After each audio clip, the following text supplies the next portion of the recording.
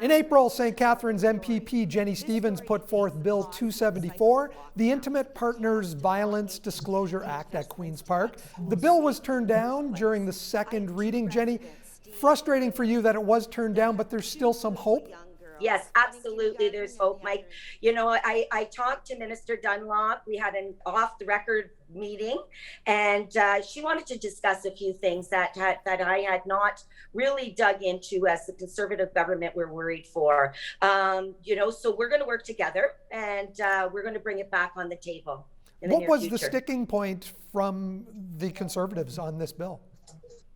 Well, Minister Dunlop and some of the Conservatives had brought forward the problems that they had was that we hadn't looked into or investigated with the Indigenous chief of police, and we felt that we had gone far enough. We had actually looked into different groups through Niagara. We had worked with Jillian's Place. We had worked with different stakeholders in Niagara as well as in Ontario. We had the chief of police that was on board, and they were really, really excited for it. You know, Mike, intimate partner violence is a horrific, dangerous reality for far too many people, right?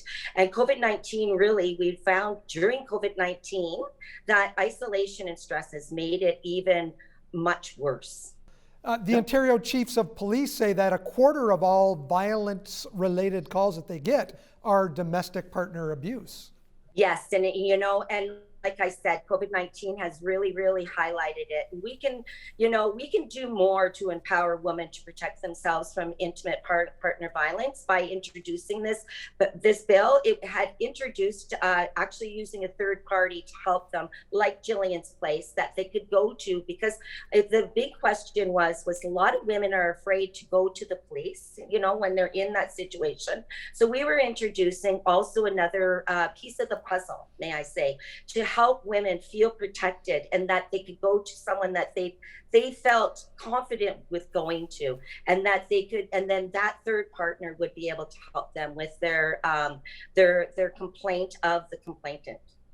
Jennie, as we move closer to the June 2nd date that is supposed to be the end of the current lockdown situation, we don't really know what post-lockdown looks like. We do know that we're hearing that the color-coded system is going to be pushed aside for something else. We don't know what that something else is yet.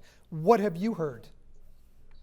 You know, we are day by day, as well as the general public, with the Conservative government. But, you know, their plans right from the get-go from 14 months ago, Mike, we've had a really confusing layout of any kind of plans of lockdowns.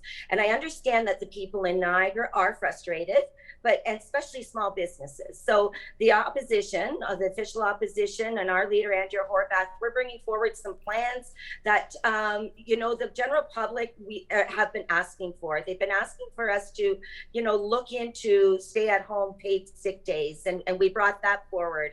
But, you know, as the public knows, they were voted down, but we are going to look forward to a recovery plan for small businesses, for go back to school, to make sure that children are feeling safe.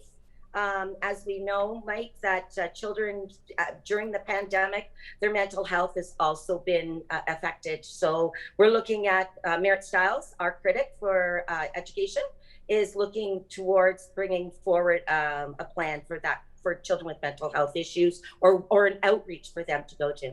You bring up Merritt Stiles and education, and I think a lot of people wish that their children were in school. Do you think we're going to see a return to in-person learning in the schools before the end of June?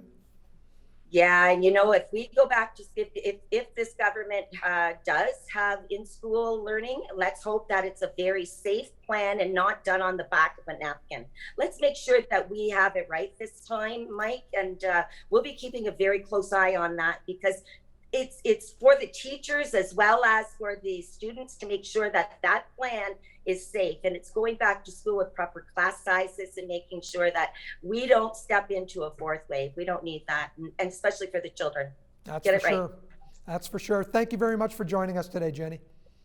Oh, thanks for having me, Mike, and for all the residents and yourself. Please stay safe and social distance, wash your hands, and wear a mask. Heartland Forest in Niagara Falls is now open for essential exercise only. The Source spoke with Executive Director Elizabeth Graham about what visitors can expect when walking their trails this summer.